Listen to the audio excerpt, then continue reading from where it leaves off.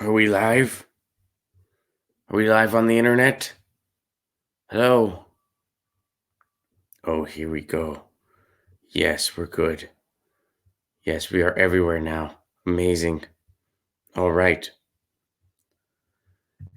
This is Congressman Adam Schiff, and I just want to wish Ron a happy and safe trip to Australia.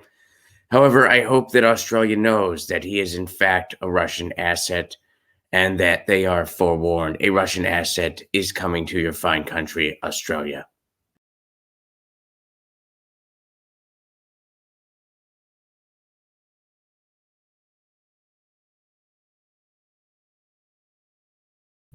Hi, this is Nancy Pelosi. I just want to wish Jeremy a safe and happy trip to New Zealand, where I believe he's going on an excursion to greet the wildlife. I hope he has a fun trip, and when he gets back, I may have finished a new book for the book club. Yay! Get your booze on with Jeremy.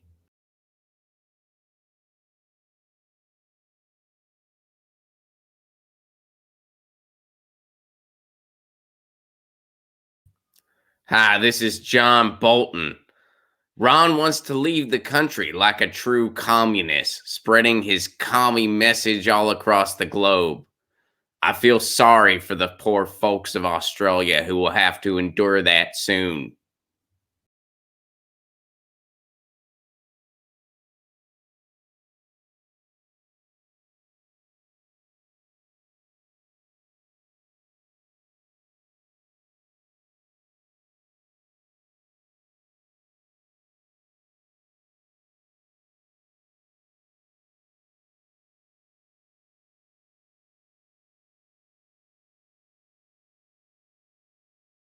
Hello, it's me. I get to go last again, per usual. I want to wish that dude, whatever his name is, good luck in whatever country it is he's going to. I don't really care, nor is it any of my business. I sow discord everywhere all the time. I am omnipresent. I am always traveling. I am always Wherever there is chaos lurking, know that I am there. This is Chaos Agent number 11, reminding you Biden 2020. We'll be back to the regular scheduled program. Get your shoes on with John or whatever it's called as soon as the dude fixes his hair.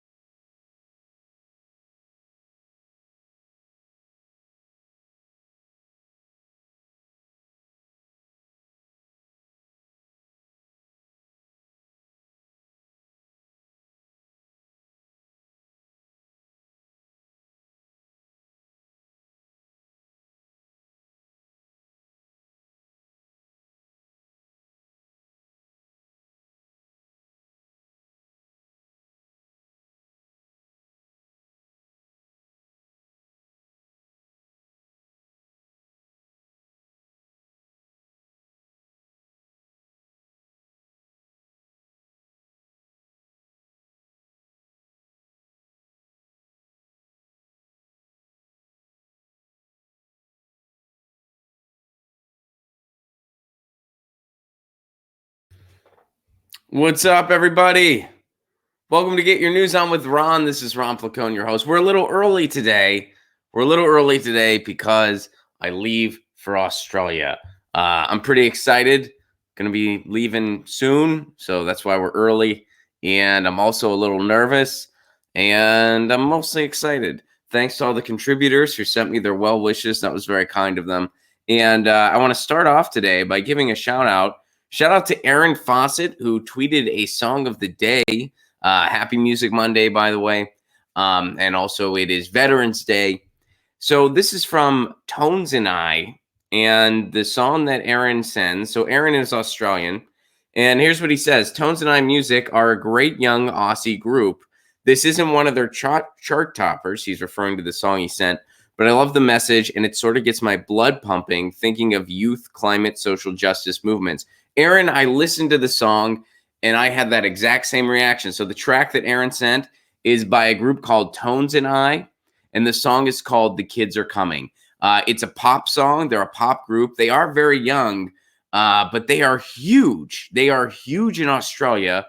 I was not aware of them until Aaron introduced me to them, but it's very clever pop music with a very sharp point of view, and especially in this song, "The Kids Are Coming," and it's about the youth. It's about the youth wanting to have something to say, and some of the powers that be don't want to hear them. It's a very powerful song. It's an anthem. It's very clever. It's very moving. The hooks are sharp, and it has a very strong contemporary message. And I too had that initial response as well, Aaron. I thought of the climate social justice movements, the Greta Thunbergs of the world, the climate protests going on by the youth all over the world because they want to stay on this planet. Hey, we want a planet to live on. We want to have a future. We want to see old age. And we need to act now. We're behind schedule. We need to do something to slow climate change down. So Aaron, thank you very much for that. And thank you and by the way, just an open thing. So many of you have been emailing me saying that you're going to see me at the shows in Australia, asking giving us recommendations. Somebody recommended a punk club to me in Perth. Some of you guys have been sending restaurant suggestions and food suggestions and stuff to do. Thank you so much for that. I am very excited. Graham is very excited. We are so stoked. I wanted to have a quick stream to kind of say goodbye and, kind of talk about when we'll be back. So that's why we're here. I was thinking about just not doing a stream today, but I was like, you know what? I'll just do it a little earlier because I got a lot of stuff to do. Leaving the country is not an easy feat, but I thought I'd just do it a little earlier.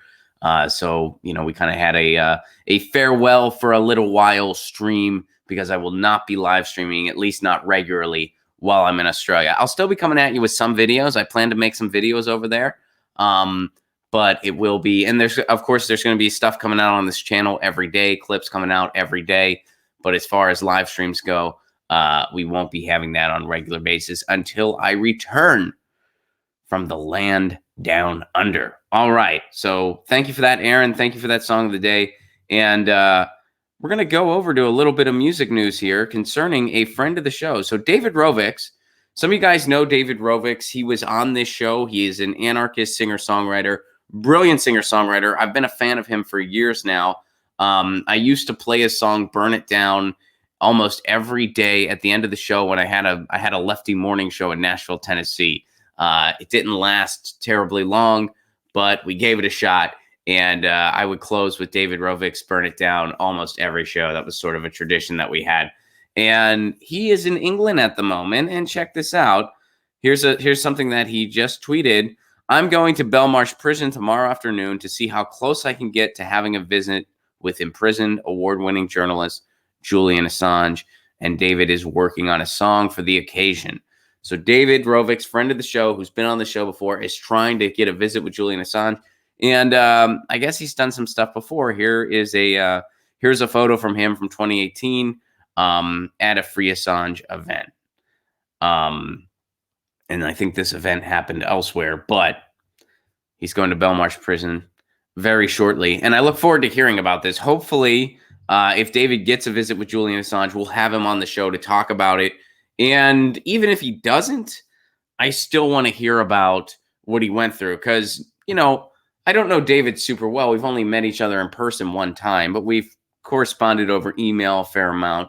And if there's one thing I picked up about the guy, he's a very hard worker, and he's definitely going to try to get this thing. You know what I mean? Like it's not just like he's going to stand outside the prison and someone's going to walk by and he'd be like, "Can I go see Julian Assange?" No? Okay, peace. He's going to actually go and say, "Hey, this guy is being persecuted. This is a huge assault on press freedom. I'd like to see Julian Assange. How can that happen? And here's who I am. I am a protest singer-songwriter. I'm an anarchist singer-songwriter." David's going to David's going to make the case for himself, basically, is I guess what I'm getting at. So we'll see whether or not he sees Julian Assange. I want to have David on the show to talk about it. So we will be having David back on the show soon to talk about this experience one way or another. And I hope that it is a positive and constructive one for him. And I can't wait to hear more about it. Now, we're going to stay on the Twitter here because, oh boy, this is fun. This is fun. So Chuck Schumer. Peter King is retiring from Congress. He's not going to seek re-election. Peter King is retiring from Congress. Peter King is an open racist and Islamophobe. He blamed Eric Garner for his own death. When Eric Garner was choked out by cops, Peter King said it was Eric Garner's fault. Peter King is not a good dude. But here's what Chuck Schumer had to say about it. Chuck Schumer, and he still has not deleted this tweet, although there's been a lot of outrage for him to do it. Here's what he said. Peter King stood head and shoulders above everyone else. So Chuck Schumer said, he's been principled and never let others push him away from his principles. In other words, he's very racist, and no matter how much society says it's time to move on, he doesn't care. He's fiercely loved America, Long Island, and his Irish heritage, and left a lasting mark on all three. Other heritages, he's not a fan. If it's a different heritage, his Irish heritage, he loves that. Loves his Irish heritage. Other ones, he's not a fan. I will miss him in Congress and value his friendship. It's according to Chuck Schumer. All right. So here's what Aaron Matei had to say about that. Here's Aaron Matei's tweet. Senator Schumer versus Representative Omar on outgoing Republican Rep Peter King. I'm in the good riddance camp, says Aaron Matei. I'm also in the good riddance camp. So here we go. Aaron posted a photo of what Chuck Schumer said, which we just read. Here's what Ilhan Omar said. Ilhan Omar said, Peter King is an Islamophobe who held McCarthyite hearings targeting American Muslims, said there are too many mosques in this country, and blamed Eric Garner for his own death at the hands of police. Good riddance. Good for Ilhan Omar. And when you think about our politics, if there's one thing we need more of, it's more Ilhan Omars and less Chuck Schumers. I mean, that's so, and I'm not one of these people that gets really bent out of shape when somebody here, let's go back to the Chuck Schumer image. Like I get it. There are times where it's like, if you're in the political realm and you're doing electoral politics, there are times where you have to extend the olive branch to your colleagues. I totally get that.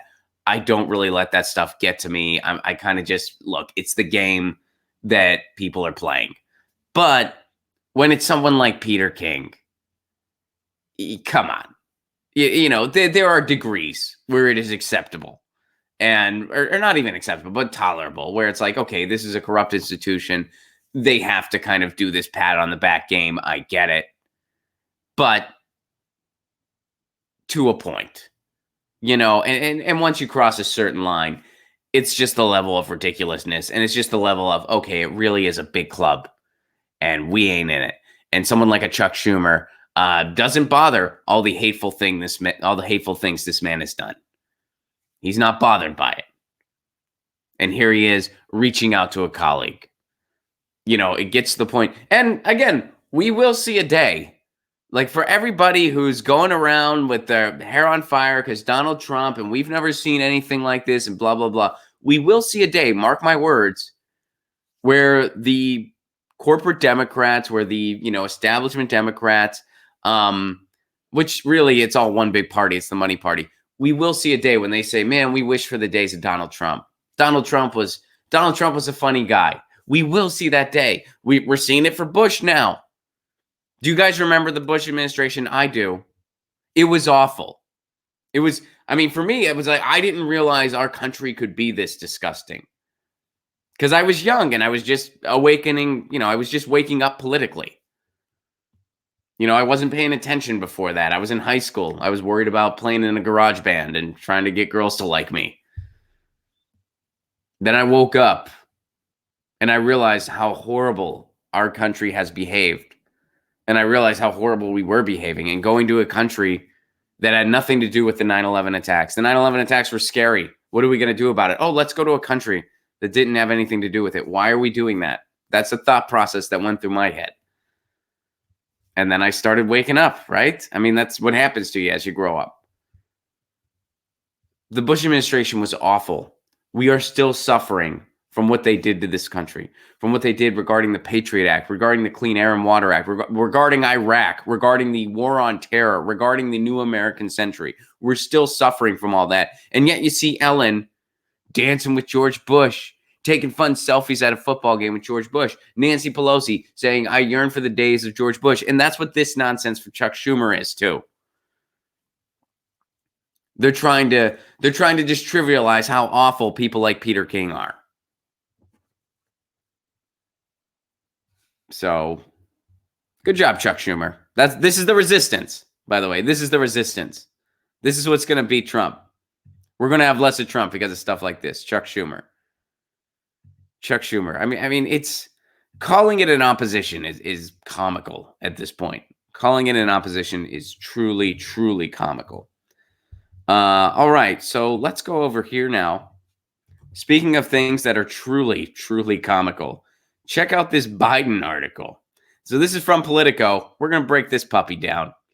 Why Biden is crushing it nationally, but slipping in Iowa and New Hampshire. Okay, so according to this article, Biden's crushing it nationally, but he's slipping in Iowa and New Hampshire. Let's see what they have to say first.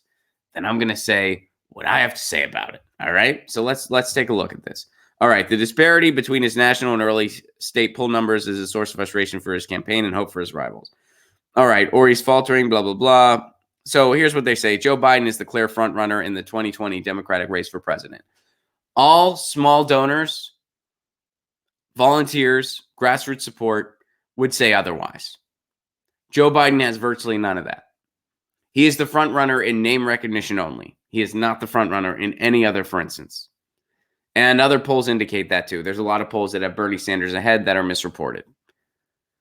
So no, saying he's the clear front runner is just straight up not true. So right there, that sentence, just straight up not true.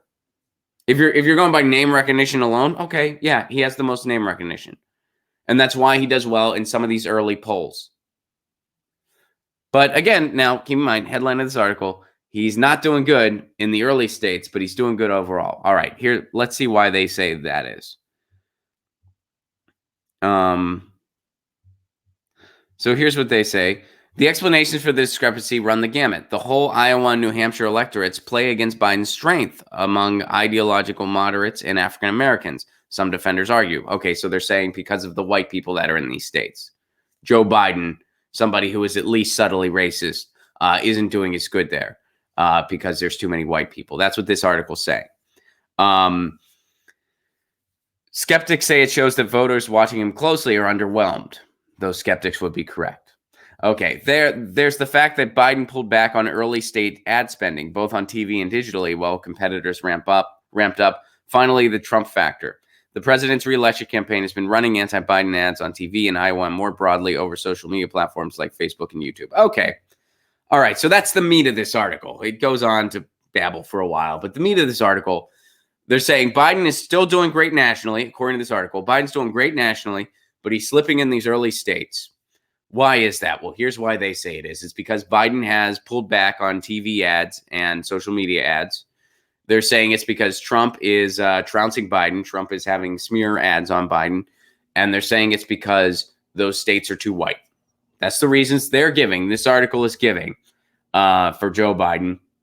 So they gave 3 reasons. And all of them are pretty bogus.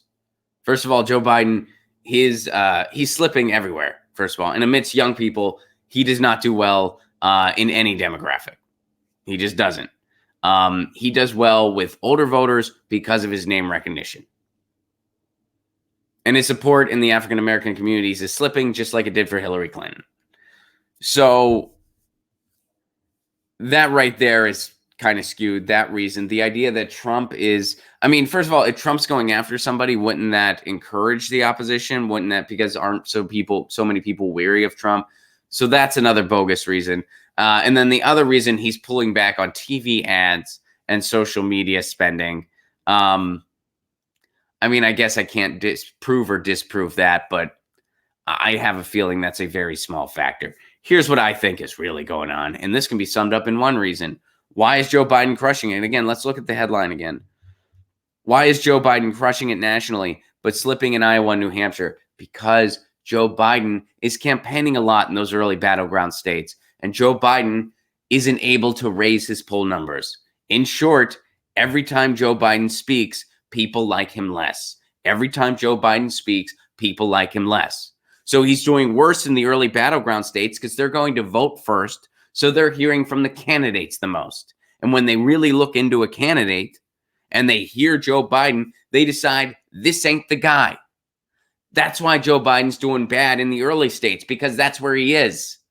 And his campaign knows this. That's why they're trying to have him do as few events as possible, because he can't raise his poll numbers. Every time he talks, people like him less because he tells some ridiculous story about corn pop, or he says some bogus thing, or he has no platform and it becomes obvious.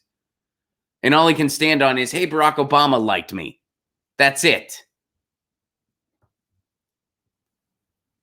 So that's the real reason. Not, oh, he's spending less on TV. Talk about beating around the bush big time in an article. Oh, he's spending less on TV ads and Trump's being mean to him. And this isn't quite his demographic. It's ridiculous. We know the real reason. It's because when Joe Biden talks, people like him less. When Joe Biden talks, people like him less. Joe Biden can't. And guess what? Hillary Clinton had that same problem. What did she do? She'll go on. She went on to lose to Trump. And that's exactly what Joe Biden will do. Joe Biden would lose even worse to Trump. If Joe Biden is somehow the nominee, the entire campaign will be two racist white men arguing over which one is more racist and giving for instances of it. And when they're giving those for instances, that will be one of the few times they're actually telling the truth about anything.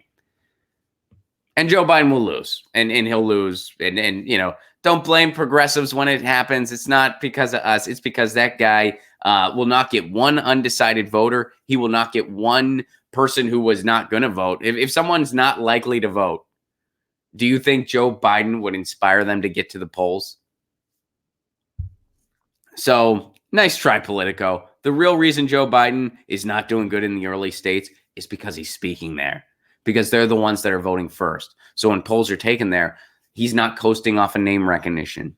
In some of the states where it hasn't really heated up yet and people aren't paying as much attention, he can still coast on his name recognition. In the early states, he can't. That's why he's losing there. And hopefully he goes on to lose the primary, because if he's the nominee, we're stuck with Trump. All right. Joe Biden. So here's some good news. Edwin shares this. Edwin shares this good news. And Edwin also, or actually, you know what? We'll do the good news last. Let's do some more bad news first. Hold that thought, Edwin and everyone else. We'll do that last. Here's some news pertaining to YouTube. So YouTube released a new terms of service, and it's really hit the blogosphere today. In fact, this article is from today, as of the recording of this, Monday, November 11th. YouTube says it has no obligation to host anyone's video. All right, let's see what's going on here. YouTube is rolling out updated terms of service, and this becomes unrolled December 10th. And a new line acts as a reminder that the company doesn't have to keep up any video that it doesn't want to. YouTube is under no obligation to host or serve content. It's another way of saying that just because YouTube is a relatively open platform, it doesn't mean that the company is required to keep videos up. YouTube has faced criticism from all sides over its video removal process. Some critics argue that YouTube could do more to take down videos that butt up against the company's rules but don't outright violate them. Others argue that YouTube ought to be a fully open platform and shouldn't control what remains up and what doesn't. Executives have long defended the platform as a champion of free speech and have started to clamp down on the type of videos allowed to circulate. Companies under their terms and service all the time. This is YouTube's third change just in 2019. These latest updates seemingly coincide with upcoming changes in YouTube will make in accordance with the new FTC guidelines for YouTube. Okay. So YouTube said the terms of services are being changed in order to make them easier to read and to ensure that they're up to date. We're not changing the way our products work, how we collect or process data, or any of your settings. Now, here's another red flag that people have been pointing out, and I've seen this tweeted a bunch already, but people are tweeting this out as a cause of concern. Various YouTubers, and I've seen this on Twitter as well, you may have already too, various YouTubers have tweeted out a segment from the terms of service that states YouTube may terminate your access or your Google account's access to all or part of the service if YouTube believes in its sole discretion that provision of the service to you is no longer commercially viable. Some creators have read this as saying that YouTube can simply terminate channels and accounts if they're not earning revenue. Or if they're not deemed commercially viable. I mean, what does commercially viable mean? What exactly does that mean? I mean, the most obvious, like, okay, if you're not generating revenue, we're just going to take this from you. But what does that really mean, commercially viable? Does that mean commercially viable to their advertisers? So if you're doing content that they're not deeming advertiser friendly, which again, that's something else they're very vague with. Does that mean they can take some certain things away from you? It's very vague. It's very, very vague. So I can understand why people are alarmed. What's the solution for this? We've known the solution for a while. You need to break up these tech monopolies. You need to impose antitrust, and you need to designate these public utilities where they need to follow the free speech laws of the United States. So no video can be taken down unless it blatantly violates the free speech laws of the United States, not some terms and condition thing that changes 3 times in a year, but the actual free speech laws of the United States. Which, by the way, under those free speech laws, will there be situations where videos are taken down? Yeah, that'll happen. There's certain things that you can't do that are not protected under free speech laws. So, there are still some boundaries, but, we've had this discussion before. I think the free speech laws in the United States are pretty darn good. I think when you look at our laws and what is and isn't tolerated, and you kind of apply it to what is the greater good, it's a pretty solid. The laws are pretty solid. Are they perfect? No free speech laws are. I mean, good luck with that. But they're pretty darn good as far as this is what is tolerated. This is what is not tolerated. This is why it's not tolerated. You can't blatantly defame somebody. If you intentionally defame somebody, meaning you intentionally lie about somebody, and you intentionally make up smears about them solely to hurt them, hurt their brand, hurt their reputation, whatever it may be, you can be held accountable for that. They can sue you, and you can't hide under the umbrella of free speech. Now, you had to knowingly do it. If you were just reporting something and you had bad information or whatever, then you might not be liable, because then, that kind of crosses into a slippery slope area. So they have to prove beyond a shadow of a doubt that you did it intentionally. When it comes to defamation and stuff like that. What else is stuff that we don't tolerate, or, that's not protected under free speech laws? I mean, things that are dedicated completely obscene, which again, that's vague. And we can look at cases over the years where they've messed it up. I mean, you can look at Allen Ginsberg and Howe and stuff like that, where they wanted to say that Howe was obscene. It wasn't. It was a poem. Saying that was obscene and had no artistic merit was absolutely ridiculous. Obviously, things worked out in the end. But, because of protections like these, like something like YouTube, you can't just put porn on YouTube. That's not what it's for. That goes against the guidelines. And, you can't just put porn on YouTube and hide under the First Amendment. You can't do that. Or free speech. You can't do that. So anyway, that's what needs to happen. But here you see another, for instance, of these tech companies wanting to have their cake and eat it too. They became huge based on being an open platform. That's what made them huge. They were an open platform where anyone could publish a video, and people were drawn to different content creators, and it built it up to what it is today. So they want to have that cake, but they also want to eat it too, in the sense that, well, anything that our advertisers might not like, we want to have the discretion to get it off our site. And anything that we don't think is financially sustainable, or we don't think is brand friendly, we want to be able to get that off our site too. They want to have their cake and eat it too. And you can't do that. If you want to be, well, they technically can do it, unfortunately, but they shouldn't be able to. What should happen is it should be a public utility that follows the free speech laws of the United States. Anyway, all right. So that's a concern people have been talking about. So let's get a little bit of good news for our Monday, shall we? Because there is some good news to be had. Edwin shares this, which, by the way, Edwin also wanted to give a Music Monday shout out. Starcrawler has a new single called Bet My Brains Out, or excuse me, Bet My Brains is the name of the song. It's out. I wanted to say Bet My Brains is out, but I said Bet My Brains Out, which isn't the name of the song. The song is just called Bet My Brains. The group is called Starcrawler. And by the way, the song of the day again, Tones and I, The Kids Are Coming, submitted by Aaron. So Aaron and Ed, thank you for that. And Ed, thank you for sharing this article. We got a little bit of good news. Kshama Sawant, the socialist city council member in Seattle, was losing last week in the election. She was losing, and some people thought she was out of it. People thought like, oh man, because Amazon spent over $1 million on her opponent because they don't like Kshama Sawant. She was really outspoken about the fight for 15. In fact, she helped ignite it nationally. She was really outspoken about the tax that Amazon was supposed to pay in Seattle. They had a small tax on the 8 biggest companies, or on the biggest, I don't know if it was only 8, but on the biggest companies in Seattle to help with homelessness. Only Amazon and a couple others made a stink about it. Everyone else, and there were a lot of others it applied to, they were happy to pay it, or at least they weren't complaining about it. I don't know if they were happy to pay it. Maybe that's a bit much, but they were accepting of it. Amazon made a big deal. They made a big stink about it, and they eventually got their way. So what did they do in the last election that happened recently?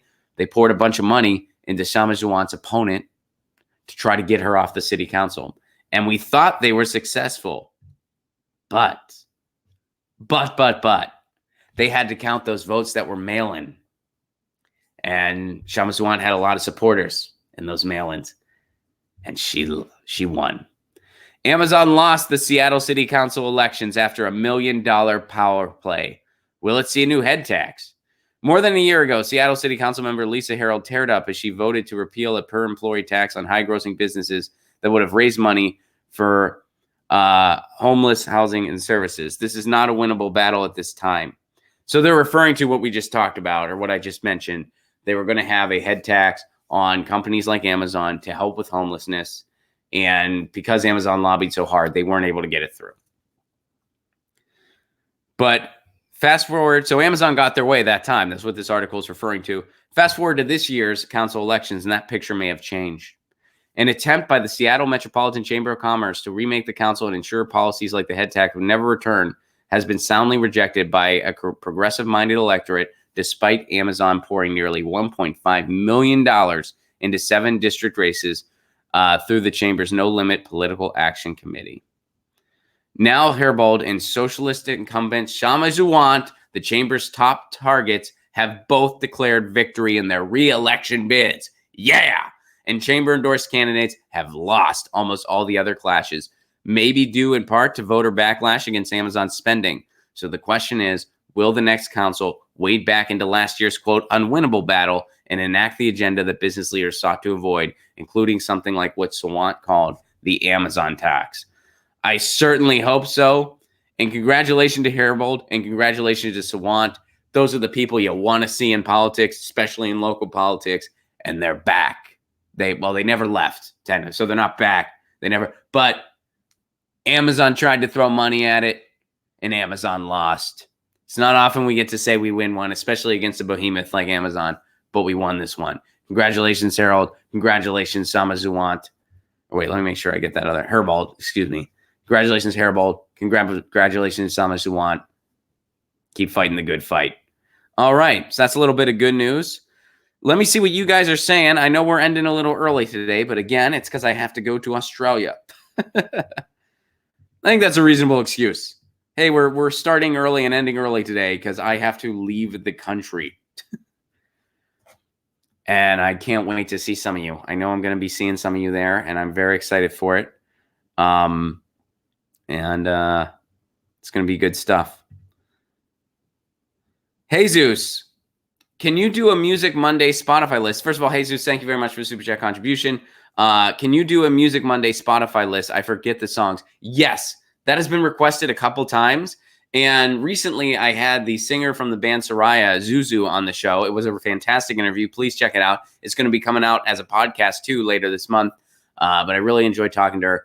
And she noticed that some people in the chat were recommending that. She checked out the chat. She noticed people were saying, can we get a Spotify list of all the Music Monday songs?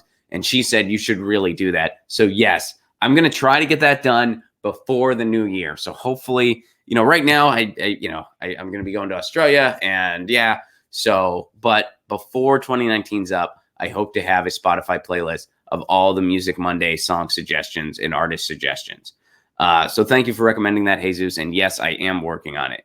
Jason, thank you very much for the Super Chat contribution. Have an awesome time in Australia, Ron. Thank you very much, Jason. And Tumblebug, thank you very much for the Super Chat contribution. Tumblebug says, keep it up. Thank you, Jesus. Thank you, Jason. Thank you, Tumblebug. Thank you to Edwin for the Shamazawant story and for recommending Starcrawler. And thank you for Aaron for the Song of the Day submission. Tones and I is the band. The Kids Are Coming is the track. They are the Australian band. They're an Australian band, an Australian pop band, which where I'm coming. I'm coming to Australia, and I can't wait to see you guys. We're coming, Melbourne.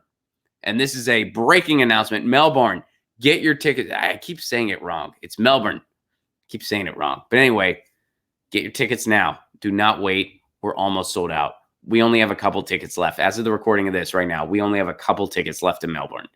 So please get your tickets now. Do not wait. That show is on November 14th. November 15th, we're going to be in Adelaide. November 17th, Sydney. November 22nd, Perth. All those tickets are available at ronplacone.com. Don't wait. Get them now. Southern California, December 13th, Ventura Harbor Comedy Club. December 14th, Sycamore Tavern, Dojo of Comedy in Los Angeles. Those tickets are available at ronplacone.com as well. Get them now, because those are the shows. Those are our end of the year shows in 2020, where Graham Melvin and I will be premiering our 2020 sets for our 2020 tour. We're going to be hitting the road really hard in 2020.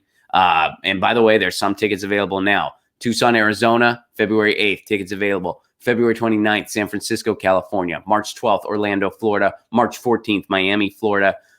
April 24th, Seattle, Washington. April 25th, Portland, Oregon. And April 10th, I will be in Pittsburgh solo.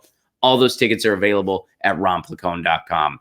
So grab them. You know the drill. If you want to support the show on the sustainability end, please do consider becoming a patron. Patreon.com/ronplacone. For a giveaway can level, you get all kinds of exclusive content, including a weekly patrons-only stream, including my stand-up album available for download, full stand-up clips not available anywhere else, dialogues between myself and Lucy before they get illustrated, all kinds of fun stuff for a give what you can level over on patreon.com/ronplacone. And by the way, patrons, I will be posting a lot of stuff to the Patreon. We're not going to have our usual weekly stream because I'm not going to be able to stream while I'm in Australia, but I will be doing some road blogs. I will be posting some videos of stuff I'm doing out there. So there will be plenty of content up on the Patreon, and there will be content on the regular channel as well.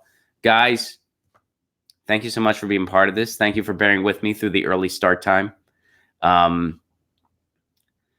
This helps keep me sane. It really does. I love waking up and getting my news on with a community of people, and we kind of get through the muck of it together, and it helps me get through the day a little bit easier, and I hope it does the same for you. We're going to have a little bit of a hiatus. I'm going to Australia. We're not going to have regular streams. There will still be content going out on my channel, but we're not going to be having the regular streams. But I'll be back November 25th. I get back before then, but the show should return either on the 25th or the 26th, one of the two. But definitely, and I'll be tweeting in the meantime. Make sure you follow me on Twitter at @ronplacone. I'll be tweeting in the meantime when exactly we're going to be back. It just depends on, jet lag and stuff like that. I might take an extra day, but the show will be back, November 25th. Yeah, let's just commit to it. November 25th, the show will be back. Yeah, why not? I mean, yeah. So November 25th, the show will be back. So I'll see you guys then. And in the meantime, stay safe out there. Can't wait to meet some of y'all in Australia. And you know the drill. Lucy says meow. I say peace. Peace.